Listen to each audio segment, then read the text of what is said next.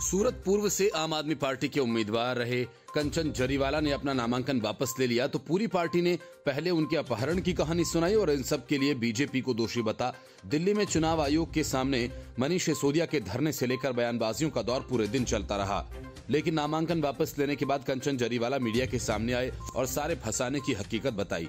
उन्होंने नामांकन वापस लेने की पूरी वजह भी बताई और आम आदमी पार्टी के चेहरे से ईमानदारी और देशभक्ति का नकाब भी उतार कर रख दिया। उन्होंने कहा, एक तरफ पार्टी के कार्यकर्ता लगातार इस्तीफा देने लगे और दूसरी ओर उन पर पैसे देने का दबाव बनाया जाने लगा। कंचन जरीवाला के इन आरोपों को खारिज कर दिया गया कि भारतीय जनता पार्टी ने उनका अपहरण करवाया। जरीवाला ने कहा कि उनकी इतनी हैसियत नहीं है कि वे 80 लाख रुपए से लेकर 1 करोड़ रुपए तक दे सकें। जरीवाला ने कहा कि नामांकन वापस लेने का कारण ये था कि सूरत पूर्व विधानसभा में आम आदमी पार्टी के कार्यकर्ताओं ने इस्तीफा देना शुरू कर दिया। कार्यकर्ता पैसों की मांग करने लगे। मैं इतना सक्षम नहीं हूं कि मैं 80 लाख रुपए से 1 करोड़ रुपए तक खर्च कर सकूं। जरीवाला ने बताया कि पैसे के लिए पार्टी का बहुत दबाव था। लोग बार बार फोन करके परेशान कर रहे थे। मैं अपने बेटे के दोस्तों के साथ चला गया। बीजेपी से कोई नहीं था। अब मुझे क्या करना है ये मैं 5-7 दिनों के बाद बताऊंगा। कंचन जरीवाला ने आम आदमी पार्टी पर बड़ा आरोप लगाते हुए कहा कि प्रचार अभियान के दौरान लोग मुझसे पूछने लगे थे कि मैं एक देश विरोधी और गुजरात विरोधी पार्टी का उम्मीदवार क्यों बन गया। ये बात मुझे खटकने लगी थी। मैंने अपने मन की बात सुनी और बिना किसी दबाव के नामांकन वापस ले लिया।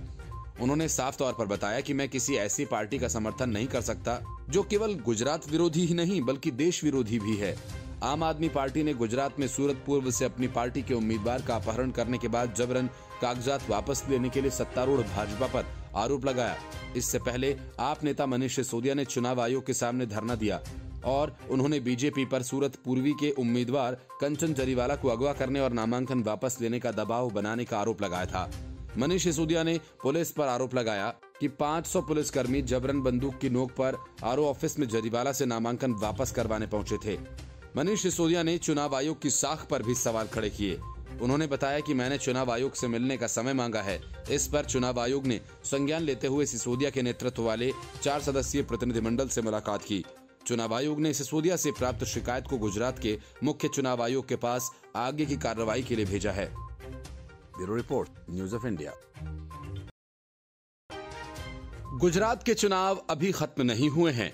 2 राज्यों और उपचुनावों के नतीजे आने बाकी हैं, लेकिन कांग्रेस में हलचल काफी तेज हो गई है। मल्लिकार्जुन खड़गे से गुपचुप सेटिंग कर मजे ले रहे अशोक गहलोत की मुसीबत अब राज्य के प्रभारी अजय माकन ने बढ़ा दी है। प्रभारी पद से इस्तीफा देकर अजय माकन ने मल्लिकार्जुन खड़गे पर भी राजस्थान का फैसला करने का दबाव बढ़ा दिया है। माना जा रहा है कि अजय माकन ने गांधी परिवार के इशारे पर ऐसा किया ताकि सचिन पायलट से जो वादा प्रियंका वाड्रा और राहुल गांधी ने किया था उसे पूरा किया जा सके। अजय माकन के इस्तीफे की वजह ये कि वे राजस्थान के कई नेताओं से बेहद नाराज हैं। असल में पूरी कहानी की शुरुआत 25 सितंबर से हुई, जब सोनिया गांधी और अशोक गहलोत की बैठक हुई और सहमति बनी कि विधायक दल की बैठक बुलाई जाएगी। इस बैठक में 1 लाइन का प्रस्ताव होगा। गहलोत इस 1 लाइन के प्रस्ताव को पास करने पर हामी भर चुके थे। प्रस्ताव में कहा जाना था कि सोनिया गांधी को नए मुख्यमंत्री नियुक्त करने का अधिकार दिया जाता है। क्योंकि अशोक गहलोत अब कांग्रेस के राष्ट्रीय अध्यक्ष का चुनाव लड़ने जा रहे हैं, अशोक गहलोत ने उस वक्त तो सहमति दे दी, लेकिन जैसे ही इस बात की भनक लगी कि आला कमान के इशारे पर अजय माकन सचिन पायलट को सीएम बना सकते हैं, तो गहलोत के इशारे पर बगावत हो गई, जिसकी वजह से विधायक दल की बैठक नहीं हुई। अजय माकन का मानना है कि इस पूरे घटनाक्रम में पार्टी आला कमान की किरकिरी हुई है। हालांकि इसके बाद शांतिलाल धालीवाल, महेश जोशी, धर्मेंद्र राठौर को अनुशासनहीनता के आरोप में नोटिस दिया गया था। अजय माकन इसलिए भी नाराज हैं कि महीनों बीत जाने के बाद अब तक कोई कार्रवाई नहीं हुई, बल्कि इन नेताओं को बड़ी जिम्मेदारियां दी गईं। उन्हें भारत जोड़ो यात्रा को लेकर खुद मुख्यमंत्री अशोक गहलोत ने जिम्मेदारी दी। सूत्रों का कहना है कि खुद अशोक गहलोत ने आला कमान को भेजे अपने सर्वे में माना कि इस वक्त कांग्रेस को अगले चुनाव में 53 सीटें ही आने की संभावना है, मतलब वो हार रहे हैं। दूसरी बात खुद उनके सर्वे में है कि राजस्थान में सचिन पायलट उनके बाद सबसे ज्यादा लोकप्रिय हैं। अजय माकन का मानना है कि राजस्थान के नेतृत्व में परिवर्तन का यही सही समय है, फिर भी फैसला नहीं हो रहा। पंजाब में चन्नी सरकार का जैसा हश्र हुआ वो राजस्थान में न हो, इसलिए अजय माकन ने खुद पद छोड़ दिया और नए आलाकमान यानी अध्यक्ष मल्लिकार्जुन खड़गे पर दबाव बढ़ाया है। इधर अशोक गहलोत गुजरात चुनाव में मुख्य पर्यवेक्षक हैं, इसलिए मसला टल रहा है और इसे गुजरात विधानसभा चुनाव की मतगणना तक टाल दिया गया है। Bureau report, news of India. Savarkar को लेकर महाराष्ट्र की सियासत में एक बार फिर तूफान आ गया है। राहुल गांधी ने सावरकर का बीजेपी और आरएसएस का प्रतीक कहकर एक नए विवाद को जन्म दे दिया। राहुल गांधी के इस बयान के बाद एकनाथ शिंदे गुट और बीजेपी ने कांग्रेस के खिलाफ मोर्चा खोल दिया और बात राहुल की भारत जोड़ो यात्रा को बैन करने से लेकर राहुल गांधी को चप्पल मारो अभियान तक जा पहुंची। राहुल गांधी ने कहा था कि बीजेपी आरएसएस के प्रतीक सावरकर हैं। वह 2-3 साल तक अंडमान की जेल में रहे और उसके बाद उन्होंने दया याचिकाएं लिखनी शुरू कर दी। राहुल गांधी के बयान पर पलटवार करते हुए देवेंद्र फडणवीस ने कहा कि महाराष्ट्र के लोग हिंदुत्व विचारक के अपमान का उचित जवाब देंगे। अन्य कांग्रेस नेताओं की तरह राहुल गांधी दिवंगत वीडी सावरकर के बारे में रोज झूठ बोल रहे हैं। महाराष्ट्र के लोग उचित समय आने पर उन्हें उपयुक्त जवाब देंगे। राहुल गांधी पर निशाना साधते हुए महाराष्ट्र के मुख्यमंत्री एकनाथ शिंदे ने कहा, राज्य के लोग हिंदू विचारक के किसी भी अपमान को बर्दाश्त नहीं करेंगे। शिंदे यहां सावरकर स्मारक में हिंदुत्व पर आयोजित एक संगोष्ठी को संबोधित कर रहे थे। उन्होंने पूर्व मुख्यमंत्री उद्धव ठाकरे का जिक्र करते हुए कहा कि महाराष्ट्र में श्रद्धेय स्वतंत्रता सेनानी का अपमान किया गया, जबकि ऐसे भी लोग हैं जिन्होंने इस मुद्दे पर नरम रुख अपनाया है। इसी कार्यक्रम में शिंदे गुट के सांसद राहुल शेवाले ने स्वतंत्रता सेनानी का अपमान करने के लिए राज्य में भारत जोड़ो यात्रा को रोके जाने की मांग कर डाली। शेवाले ने कहा कि राहुल गांधी का बयान बेहद निंदनीय है। सांसद शेवाले ने मुख्यमंत्री एकनाथ शिंदे और उप मुख्यमंत्री देवेंद्र फडणवीस से महाराष्ट्र में राहुल गांधी की भारत जोड़ो यात्रा को रोकने और उन्हें कानून का राज दिखाने की मांग की। उन्होंने कहा कि सावरकर के अपमान को बर्दाश्त नहीं किया जा सकता है। राहुल गांधी को चप्पल मारो आंदोलन शुरू करना चाहिए। शेवाले ने कहा कि हम दिखा रहे हैं कि राज्य कानून और सावरकर का है। उन्होंने कार्यकर्ताओं से राहुल गांधी के बयान का विरोध करने की भी अपील की है। राहुल शेवाले के इस बयान पर कांग्रेस नेता यशोमती ठाकुर ने सवाल किया कि क्या भारत जोड़ो यात्रा को रोकने का अधिकार किसी को दिया गया है। उन्होंने ये भी कहा कि राहुल गांधी की भारत जोड़ो यात्रा को कोई नहीं रोक सकता। Report, news of India. बात ज्यादा पुरानी नहीं है जब गुजरात कांग्रेस के दफ्तर में टिकट बेचे जाने के आरोप लगाते हुए पार्टी के कार्यकर्ताओं ने जमकर तोड़फोड़ कर डाली थी।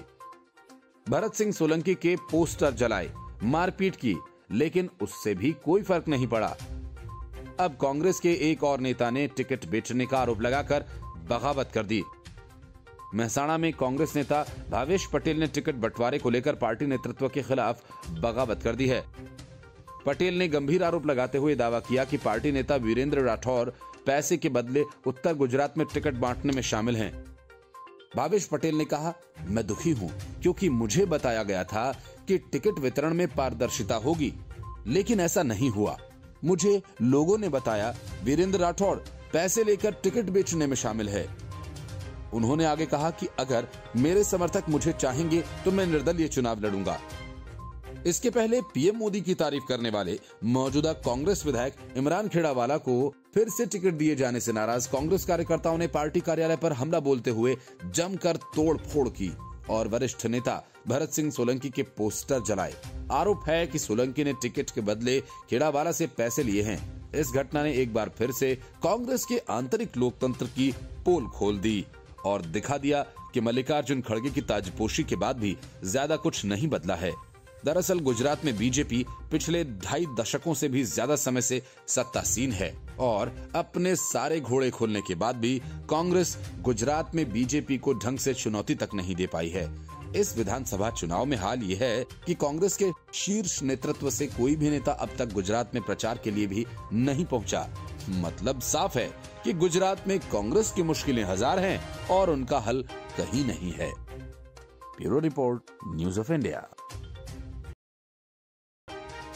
पश्चिम बंगाल में अवैध रूप से आए बांग्लादेशियों को वैध बनाने का जो खेल लेफ्ट फ्रंट के शासनकाल में हुआ, वही खेल ममता बनर्जी के राज में जमकर हो रहा है।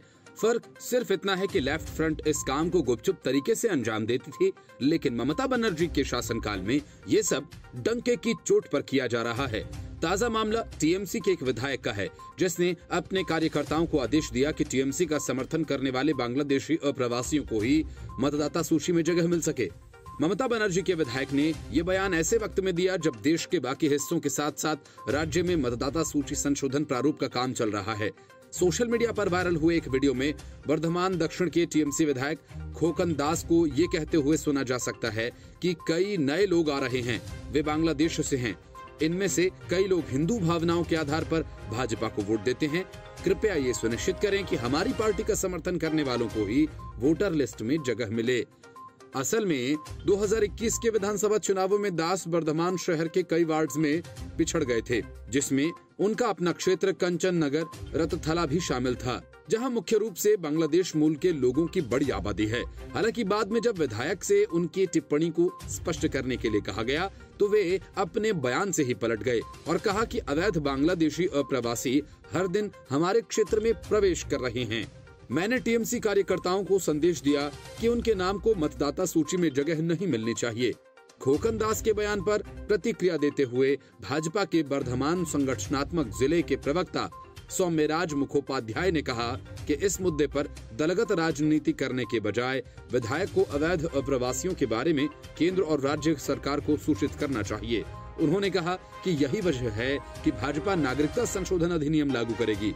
टीएमसी के पूर्व वर्धमान जिले के प्रवक्ता प्रसेनजीत दास ने दावा किया कि विधायक की टिप्पणियों का गलत अर्थ निकाला गया और सीएए को लागू करने के पीछे भाजपा की राजनीतिक मंशा है। Bureau report, news of India. कट्टर ईमानदार पार्टी होने का दावा करने वाली आम आदमी पार्टी के चेहरे से नकाब तब उतर गया जब उसके दो विधायक अखिलेश पति त्रिपाठी और राजेश गुप्ता फंस क्या गए, रंगे हाथों पकड़े गए, जिसके ऑडियो वीडियो सबूत एसीबी के पास हैं। जैसे ही एसीबी ने टिकट की दलाली में शामिल 3 लोगों की गिरफ्तारी की, अखिलेश पति ने इसे बीजेपी की साजिश बता दिया और मनीष सिसोदिया ने हवाबाजी करते हुए पहले तो ये कहा कि हमारी पार्टी में टिकट नहीं बिकते, फिर ये कह डाला कि इस घटना से साबित हो गया कि आम आदमी पार्टी में टिकट नहीं बेचे जाते हैं। उनके कहने का मतलब ये कि जिससे पैसे लिए गए उसे टिकट नहीं मिला, लेकिन जिसे दिया गया उससे कितना वसूला गया ये कोई नहीं जानता। जिस दिल्ली में आम आदमी पार्टी पली बढ़ी, उसी दिल्ली में टिकट के लिए रिश्वत लेते लोग पकड़े जाएं, ये बात केजरीवाल को हजम नहीं हुई और वे पूरे मामले पर चुप्पी साध गए। कम से कम इस बार पलटकर ये नहीं कहा कि हम कट्टर ईमानदार और कट्टर देशभक्त हैं। अखिलेश पति त्रिपाठी को एसीबी ने पूछताछ के लिए बुलाया, उसके बाद से आम आदमी पार्टी के सारे नेता सिरे से गायब हो गए। संकेत ये कि अखिलेश पति त्रिपाठी और राजेश गुप्ता खुद भुगते। इसके पीछे वजह भी एमसीडी के चुनाव ही हैं। इस लिहाज से मौका बेहद नाजुक है। माना यह जा रहा है कि अखिलेश पति के कांड से जो बात निकली है वह पूरी दिल्ली में जाएगी और असर उसका क्या होगा ये आम आदमी पार्टी बेहतर जानती है। पिछले कुछ महीनों से लगातार घोटालों के राज खुल रहे हैं, नेता जेल की हवा खा रहे हैं। ऐसे में कोड़ में खाज की तरह ये रिश्वत कांड कहीं आम आदमी पार्टी की लुटिया न डुबो दे। बीजेपी बेहद आक्रामक है और केजरीवाल की पार्टी बैकफुट पर है। ऐसे में अगर गिरफ्तारी से बचने के लिए दोनों विधायक अपना मुंह फाड़े बैठे हैं तो फिर बड़ा खेल हो जाएगा। माना जा रहा है कि सिर्फ 2 विधायक मिलकर टिकट का फैसला नहीं कर सकते, इसलिए टिकट के लिए रिश्वत मामले के तार ऊपर तक पहुंच सकते हैं। इसी डर और आशंका के बीच आम आदमी पार्टी में खलबली मची है और यही वजह है कि पिछले दिनों जिस तरह से केजरीवाल मनीष सिसोदिया या फिर सत्येंद्र जैन का बचाव करते नजर आए, इस बार उसी हिसाब से चुप्पी साध गए। इस चुप्पी के संकेत कम से कम दिल्ली वाले समझ रहे होंगे। आम आदमी पार्टी के लिए एमसीडी चुनाव बेहद महत्वपूर्ण है, लेकिन 8 साल से दिल्ली की सत्ता पर काबिज अरविंद केजरीवाल अब तक ये किला जीत नहीं पाए और यहाँ बीजेपी का ही राज है। इसलिए अरविंद केजरीवाल अब की बार पूरी ताकत से चुनाव लड़ने की कोशिश में हैं। लेकिन एमसीडी चुनावों के ठीक पहले उनकी मुश्किलें कम होने का नाम नहीं ले रही हैं। दिल्ली जल बोर्ड से लेकर वक्फ बोर्ड तक में केजरीवाल सरकार के कारनामों का काला चिट्ठा खुल चुका है और जांच शुरू हो चुकी है। वहीं अब मनी लॉन्ड्रिंग मामले में आरोपी केजरीवाल सरकार के मंत्री सत्येंद्र जैन को भी अदालत ने जमानत देने से मना कर दिया। इसके बाद बीजेपी को भ्रष्टाचार के मुद्दे पर केजरीवाल पर हमला करने का एक और मौका मिल गया। राजनीतिक जानकार मानते हैं कि बीजेपी इसका फायदा निश्चित रूप से एमसीडी चुनावों में उठाएगी, क्योंकि सत्येंद्र जैन पर सिर्फ भ्रष्टाचार मनी लॉन्ड्रिंग के ही आरोप नहीं है, बल्कि जेल में रहते हुए कई गैर कानूनी फायदे उठाने का भी आरोप है। न्यायिक हिरासत में होने के बाद भी महीनों तक बीमारी का बहाना बनाकर वो अस्पताल में रहे, फिर जेल में मसाज लेते रहे और घर का खाना खाते रहे, चुपके से अपनी पत्नी तक से मिलते रहे। इन सभी मुद्दों को लेकर बीजेपी चुनाव में केजरीवाल सरकार की बखिया उधेड़ने की तैयारी में है। वहीं मनी लॉन्ड्रिंग मामले में सत्येंद्र जैन और 2 अन्य की जमानत याचिका पर फैसला सुनाते हुए अदालत ने जमानत याचिका खारिज कर दी। इसके पहले अदालत में फैसला स्थगित करते हुए कहा था कि अभी फैसले की कॉपी तैयार नहीं। मनी लॉन्ड्रिंग मामले में जून 2022 से दिल्ली की तिहाड़ जेल में बंद दिल्ली के कैबिनेट मंत्री सत्येंद्र जैन की नियमित जमानत याचिका पर राउज एवेन्यू कोर्ट की विशेष अदालत ने अपना निर्णय सुनाया और मंत्री सत्येंद्र जैन और 2 अन्य की जमानत याचिका खारिज कर दी। गौरतलब है कि जैन को 30 मई को ईडी द्वारा धन शोधन निवारण अधिनियम की धाराओं के तहत गिरफ्तार किया गया था।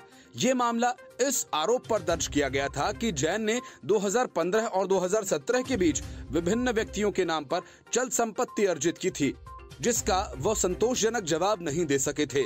इस मामले में 3 अभियुक्त हैं। तीनों की जमानत याचिकाएं लंबित थीं। तीनों याचिकाओं पर राउज एवेन्यू कोर्ट ने एक साथ गुरुवार दोपहर 2 बजे फैसला सुनाया। सत्येंद्र जैन की तरफ से अदालत में कहा गया कि उन्हें और हिरासत में रखने से कोई उद्देश्य पूरा नहीं होगा। वो पहले ही लंबे समय से न्यायिक हिरासत में हैं। उनके खिलाफ सीबीआई और ईडी के पास पुख्ता सबूत हैं और उनका स्वास्थ्य भी ठीक नहीं है। ऐसे उन्हें जमानत पर रिहा कर दिया जाना चाहिए। वहीं राउज एवेन्यू स्थित विशेष न्यायाधीश विकास ढुल की अदालत ने वैभव जैन और अंकुश जैन सहित आरोपी व्यक्तियों की दलीलें सुनने के साथ ही ईडी का पक्ष सुनने के बाद आदेश सुरक्षित रख लिया था। विशेष न्यायाधीश विकास ढुल बुधवार को आदेश सुनाने वाले थे। हालांकि उन्होंने ये कहते हुए मामले को स्थगित कर दिया कि आदेश तैयार नहीं है। वहीं दूसरी ओर तिहाड़ जेल नंबर 7 में तैनात 12 जेल अधिकारियों का ट्रांसफर कर दिया गया है। इस जेल में ही दिल्ली के पूर्व स्वास्थ्य मंत्री सत्येंद्र जैन बंद हैं।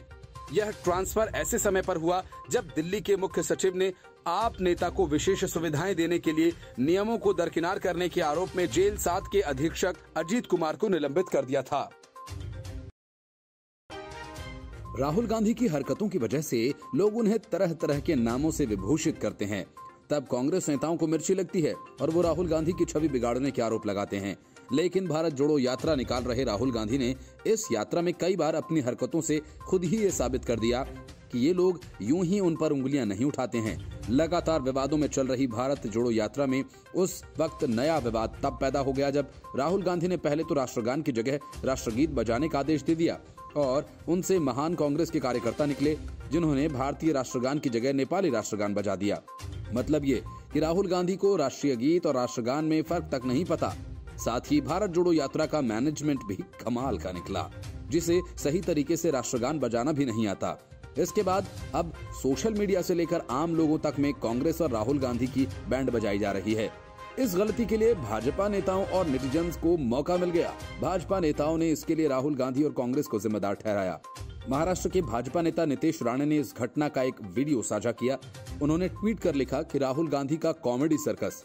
तमिलनाडु के भाजपा नेता अमर प्रसाद रेड्डी ने भी वही वीडियो शेयर करते हुए लिखा, राहुल गांधी ये क्या है। भाजपा नेताओं के अलावा सोशल मीडिया यूजर्स ने भी राहुल गांधी का मजाक उड़ाया। एक यूजर ने लिखा, क्या ये नेपाल का राष्ट्रगान है। एक अन्य यूजर ने लिखा कि राहुल को 5 सेकंड से ज्यादा समय ये समझने में लगा कि गलत गाना बज रहा है। एक और यूजर ने लिखा, जिस राहुल गांधी को भारत के राष्ट्रगीत के ओपनिंग बार्स तक का पता नहीं, वो क्या खाक भारत को जोड़ेगा। रामेश्वर सनातनी नाम के एक यूजर ने लिखा कि इन लोगों पर गलत राष्ट्रगान गाने और इसके अपमान के लिए केस दर्ज होना चाहिए। दरअसल राहुल गांधी की भारत जोड़ो यात्रा के दौरान महाराष्ट्र के वाशिम में सजे मंच पर तब अजीब स्थिति बन बैठी जब यहां भारतीय राष्ट्रगान की जगह नेपाली राष्ट्रगान बज उठा। कुछ देर तक ये बजता रहा। इस बीच मंच पर उपस्थित राहुल गांधी और दूसरे नेता राष्ट्रगीत का रट लगाते रहे। राहुल गांधी की भारत जोड़ो यात्रा महाराष्ट्र के वाशिम में पहुंची थी। वहां राहुल गांधी और कुछ कांग्रेसी नेता एक मंच पर लोगों को संबोधित कर रहे थे। राहुल गांधी ने भाषण के बाद साथ ही खड़े नेताओं को राष्ट्रगीत बजाने के लिए कहा, लेकिन नेपाल का राष्ट्रगान बजने लगा। कुछ देर तक वो बजता रहा और राहुल गांधी सावधान मुद्रा में खड़े रहे। फिर उन्हें ये एहसास हुआ कि ये जनगण मन तो नहीं है, तो उन्होंने फौरन नेताओं को राष्ट्रगीत बजाने के लिए कहा।